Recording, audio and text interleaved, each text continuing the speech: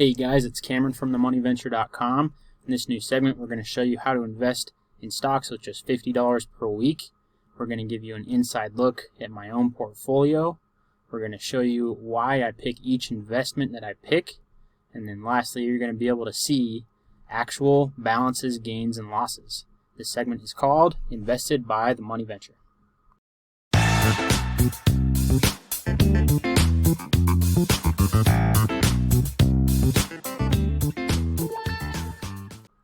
Hey guys, it's Cameron from themoneyventure.com, and this is the first video of many that I will be showing a segment on how to build a stock market portfolio. I opened up an account at TD Ameritrade on March 20th. As you can see in the transaction history, I deposited $100 to start the account, and I will be putting in $50 every single Monday so that I can start building positions in the stock market.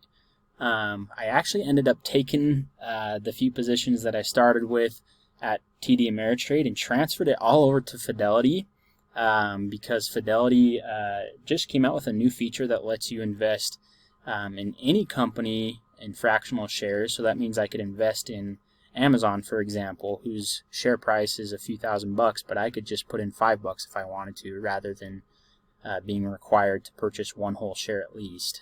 This opens up the opportunity for investors that maybe don't have a whole lot of money to start. That's really kind of one of the reasons I'm doing this segment, is to show you that it doesn't take a lot of money to invest in the stock market, and it doesn't take a ton of expertise if you want to be active in investing and not just investing in mutual funds or exchange traded funds. So I'm going to walk you through how I purchase the companies that I purchase, why I purchase them, things that I look for, and I'll be giving regular updates on the investments that I'm making. So the reason I showed this screen at TD Ameritrade is really just to show you, the date that I opened the account, March 20th of 2020. But from now on, we'll be using Fidelity and going through each position that I currently hold, the growth percentages that I'm achieving, and how I pick the companies that I pick. So before I get started, I wanted to go give you a quick intro on to how I go about picking stocks to invest in. So here's a quick list of things that I use to narrow down the companies that I look at and what I generally look for. First of all, I look for companies that I believe in. I also look for companies within industries that I also believe in. Companies whose product or service I actively use and like. Companies whose business model I clearly understand. And it's not complicated to me. It makes sense. Companies with an industry moat. This means that they have a clear competitive advantage to the market competition that makes it difficult for competition to overtake their market share. I look for companies with high amounts of growth potential. This means smaller companies that have a large market that they could potentially grow their business to meet the demands of that market. I also look for companies that have large consumer monopoly. A consumer monopoly means a company who has a product or service that reaches a large market share. An example of this is Coca-Cola. Coca-Cola, we all know the beverage, and to be frank with you, most of us probably drink multiple cans of Coke on a daily basis, and so Coke clearly has a consumer monopoly in that area of the market. Once I've narrowed things down a little bit with these, I like to look for companies that have high amounts of cash, low debt, they have a high return on equity. I look for high sales growth rate, and then also high earnings per share growth rate. So once I've kind of narrowed things down with this list, I take those companies and I do a little bit further digging on each of them to find out a little bit more about them, to ultimately discover whether there's something I want to add to my portfolio or not. So this is my current Fidelity account. On the left, you can see the companies I'm investing in, along with the prices, the returns, etc. First company that I wanted to go over that I include in my portfolio is Axos Financial. Number one, I've got a background in banking, so I understand the industry pretty well. They're a smaller company, $1.15 billion in market cap. If they grow to be anything the size of a major bank today, then they've got a lot of growth potential. It's an industry I believe in. They're an online only bank, and they're actually the first bank to go online only with no local branches. So they got the first mover advantage, and overall they have a great product. Okay, so let's take a look at the financials of Axos. If we scroll down here a little bit, I like to look at the profitability section. They've got high profitability, as you can see, with higher profit margins at just over 34%, operating margins just over 49%. They've got a decent amount of return on equity, which is at 16%. Usually I like to see anything over 15% on return on equity, which means that the money that we give them when we invest, they're essentially saying that they can take that money and grow it by about 16%, which is a good sign. Their income statement shows that they've got quarterly revenue growth of about 11%, just over 11%, quarterly earnings growth of 44%, which I really like. That means that their earnings every single quarter grows at 44%, which is a good sign of growth, a good sign of growing market share, etc. Lastly, if we scroll down here, we can see their balance sheet. They've got a decent amount of cash, $678 million in cash, and in comparison to the company size, it's actually pretty good. Their company is just over $1 billion market cap. So they got a lot of cash for the size of company that they are, which means that they have the ability to essentially control their future and control how they decide to grow and react to different market conditions, and also tells you that they can sustain themselves in a lot of different market conditions, market downturns, etc. They've got about $1 billion in debt. Not something that I'm particularly a fan of. I usually like to see more cash than debt, but seeing that it's not, triple, quadruple the amount of cash that they have, I'm not too worried about it, but something I'd like to see decline over the years. Another company I got in my portfolio is Fiverr International. Fiverr is a platform, essentially a freelance platform where both businesses and freelancers alike can meet to find areas where they can work together. Businesses can go look for freelancers who have certain skills and hire them to do particular projects, and freelancers can go and find more business on Fiverr by showcasing their skills and setting their prices and getting more people to purchase their services. So I guess to start off, their market cap is $1.7 billion, which has actually grown quite a bit over the last few months. Again, they've got a high amount of growth potential there, seeing that they're on, probably considered a micro cap stock in terms relative to the other stocks that are listed publicly. But a $1.7 billion company, and they've got a great product. I personally use Fiverr. It's something that I really like as I've done freelance work over the years. And it's also an industry that I believe in. I believe that things are going to go more digital over the years. I'm not saying totally digital, but I think things will become more remote, more online, and Fiverr is a platform that is paving the way for a lot of the things that businesses are looking for these days. Let's go take a look at their financials and go over a few things that I like about the company's financials. So if we scroll down here, we can see that currently Fiverr has, let's see, they're not totally profitable yet, which is something that usually I don't worry about it all up front. If I can see that they've got a growing revenue stream. And if you can see that their quarterly revenue is growing at 43%, and if that continues that trend, then it's something that has a lot of potential. If you also look on the right hand side, they're a predictable company in their earnings. If that little section, the empty circles are their expected earnings, and the green circles are what they actually achieve. So they're beating their earnings marks, quarter after quarter, which is a good sign, which means they're predictable. So we can depend on them to continue growing because what they tell us usually ends up happening, and as you can see, they end up exceeding what they end up forecasting. So not too worried about the fact that they're not totally profitable yet, but something, again, going back to why I first picked this company, it's really an industry and a company who has a product or service that I really believe in, and that's also another fundamental thing I look for when I invest in a company that doesn't have profitability yet at the moment. If we scroll down here, we can take a quick look at their balance sheet. A couple things that I really like is they've got a decent amount of cash, $139 million in cash, and especially a decent amount relative to the amount of debt that they have. They only have $4.42 million in debt, which again gives us confidence that they can, they're in control of their future and what they can do with the money that they have, where they can grow, and also tells us that they can, survive different economic events, economic downturns. Next company in my portfolio is Roku. I'm really excited about Roku because they're a company that I believe in, a device that I use and I absolutely love, and one who's got a major industry moat. An industry moat meaning something that they've got a major competitive advantage in the product or service that they offer. First of all, Roku is a streaming media device. They allow you to download any of the streaming media apps and watch them on your TV.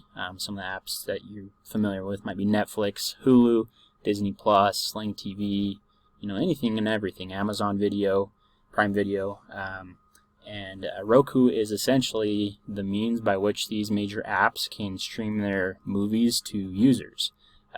Roku also has the majority of the market share. I believe it's like either between 40 and 60% of the market share when it comes to the number of devices out there, the streaming media devices out there. Among them, the majority of them are actually Roku devices. Another thing I really like is their market cap. They're only a $15 billion company right now.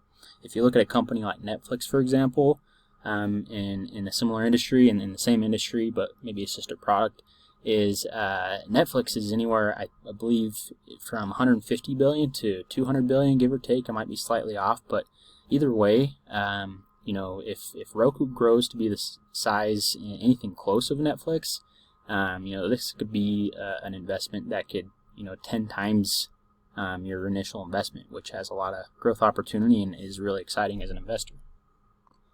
Let's take a look at Roku's financials here. If we scroll down, we can see a couple things, again, notable. They're not totally profitable yet. It's, again, something that I'm not totally worried about because of their growth rate, their market share, their great product, their reputation, their partnerships with a lot of the TV companies. All of these things give us a lot of reason to believe they're going to continue to grow to be a very profitable company in the near future. As you can see under the income statement section, we can see that their quarterly revenue growth is 55%. So if they continue selling like that, it's only a matter of time that they're going to be a profitable company. If you look over at the right-hand side, we can also see their earnings. Their forecasts are always on track. They exceed what they forecast, which gives us confidence again as an investor that we can at least expect that they will achieve the numbers that they say that they're going to achieve.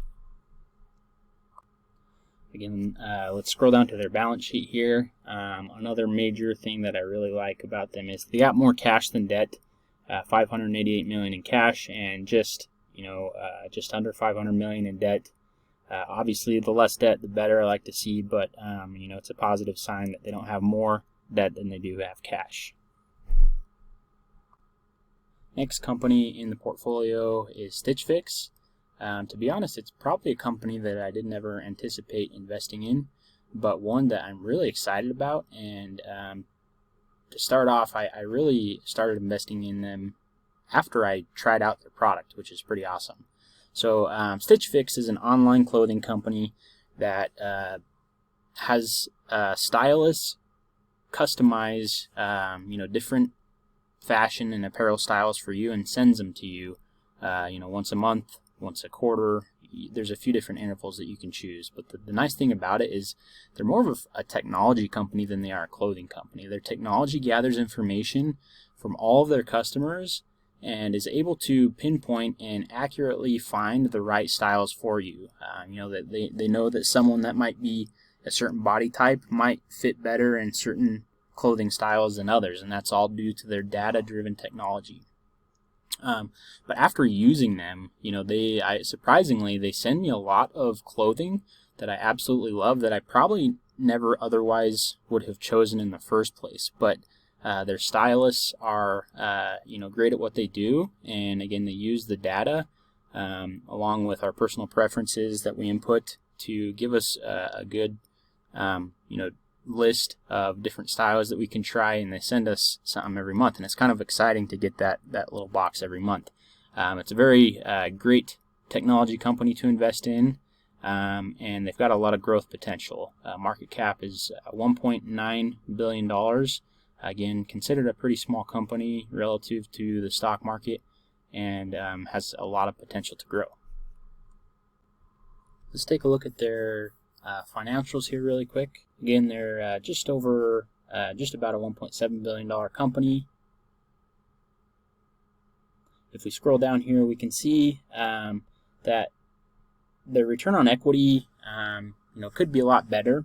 It's something that occasionally I'll have to make a judgment call on how strongly I believe in the product, how strongly I believe in the company and the way that they're growing.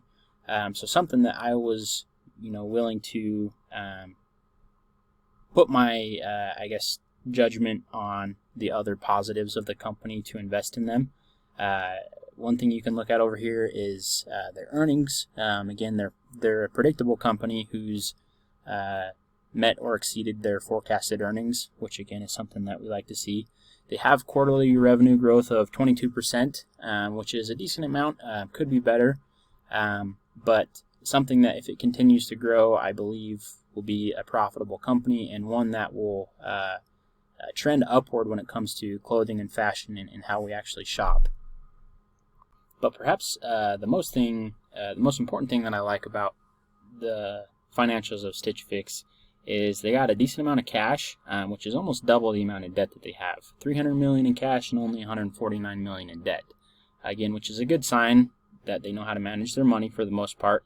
And lastly, if you look at the very bottom, they've got positive levered free cash flow of $10 million. What that means is that's cash left over after they've paid all of their bills, basically.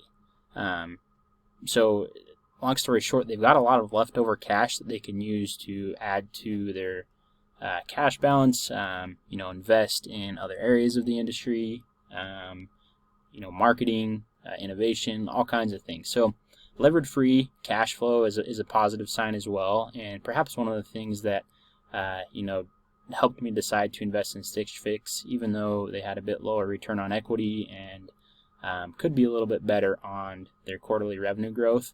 But the fact that I love their product, I absolutely love their product. It's a data-driven technology company. They've got a lot of cash relative to the size of the company, less debt than they have cash, and they've got levered free cash flow of just over $10 million. All positive signs that I like to see in an investment. So this next investment is an exchange-traded fund. It's a Spider exchange-traded fund. Spider is the company that manages this fund. It just mimics the S&P 500 index, which is an index that covers that includes the 500 of the largest companies that trade on the U.S. stock market exchange. So we can see their holdings here and their weighted holdings of different sectors, as you can see. And if we scroll down, we can also see their top 10 holdings, which is Microsoft, Apple, Amazon, Facebook, Alphabet, which is Google, Johnson & Johnson, Berkshire Hathaway, which is Warren Buffett's company, and Visa.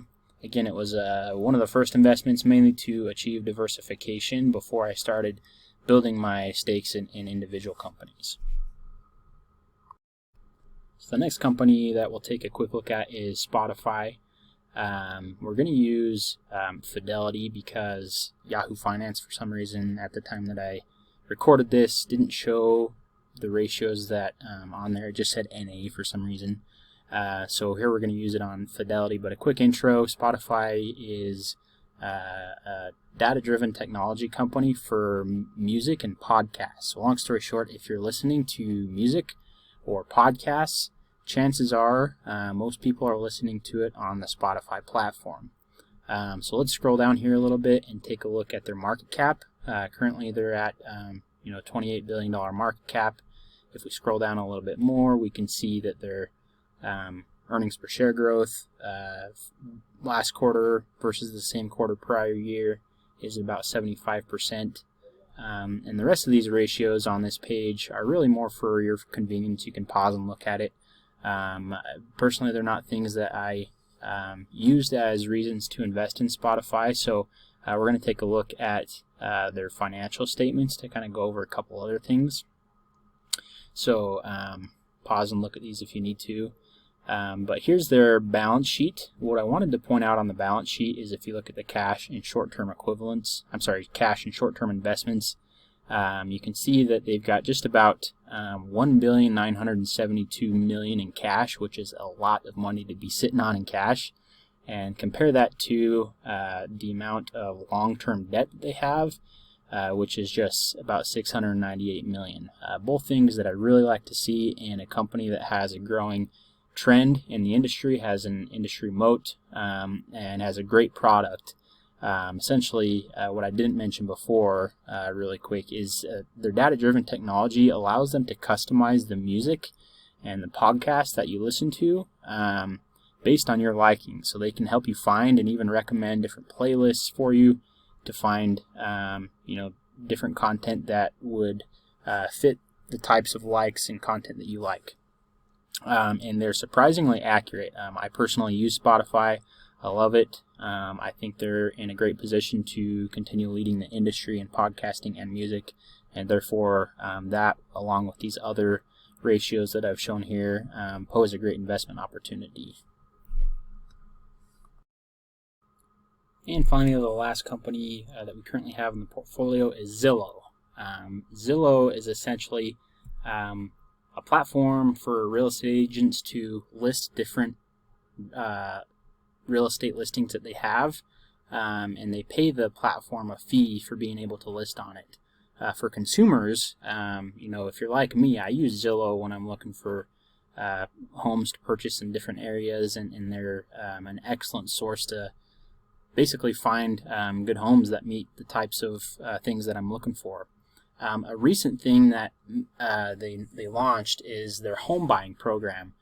So kind of what they do is they make the process of buying a home a lot quicker and a lot smoother. And this is done through them being able to offer you a cash purchase option right up front. And it only takes a few days, and you don't have to worry about finding a real estate agent or anything. And what they do is they buy that house from you in cash. They take that house and they resell it back on the market, hopefully for a little bit of a profit. In the first few quarters that they started doing this, they were wildly successful and almost, made as much money as they did with just the real estate platform alone, in a relatively short amount of time. So it's an industry that is growing, and I like to think of it as, consider the stock market before the internet. People used to actually trade certificates, and it was a lengthier process. But what they're kind of doing is making it easy for people to buy and sell homes on the internet without having to go through the lengthy process of finding an agent, listing the property, etc. They allow you to do it really quick with their home buying platform. So as you can see, they're a $10 billion company. They've got a lot of potential room for growth, in my opinion. The real estate industry is huge.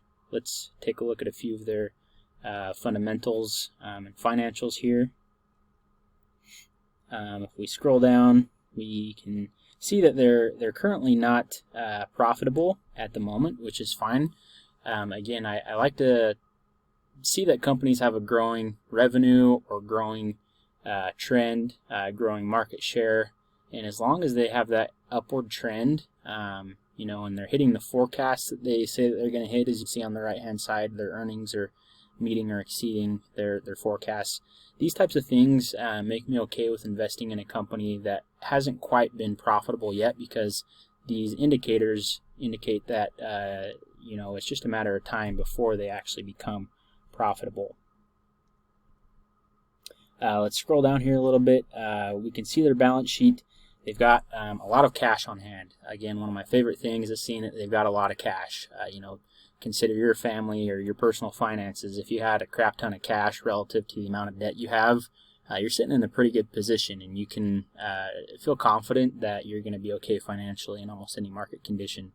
And so, as you can see with Zillow, they've got just about $2.5 billion in cash, and they've got even less debt. $2.2 billion. So more cash than debt is even makes it even more exciting, in my opinion. So the fact that they are an awesome company, one that I use, I like their idea of changing the way that people buy and sell homes. I like the growth that they've had with that particular product of buying homes. And I think it's an upward trend, and I also like their balance sheet and their quarterly revenue growth. If you see at the top there, I forgot to mention, is 147%. So you can see that they're expanding very quickly, and that trend is just one that's going to keep moving forward, in my opinion, and will create a fantastic investment opportunity. Zillow is perhaps one of my favorite investments, just because it's something new. It's something that no one's doing the way that they are, and it has huge growth potential. So that concludes the current portfolio holdings that I have at this moment. To give you a quick rundown of what it is that I'm doing, I created this investment account just to start a quick portfolio and be able to promote and show people how it is that I'm building the portfolio to invest in individual stocks for the long term. And so what I'm doing is I'm investing about $50 a week, and I have it automatically going every single Monday. And I build up on positions that I currently already have, or if it's a time that I don't see any good opportunities, I hold it in cash. And long story short, I'm going to walk you through how I pick these investments. And so to give you an idea of what I've been able to achieve thus far, you can see that my current return, total gain loss, is total gain loss column. If you look at the bottom there, you can see it's about a 33% return, and that's just in over 2 months. I started this account on March 20th of 2020, and just started slowly building a few positions, and will continue to do so. That 33% there is about $217 in growth.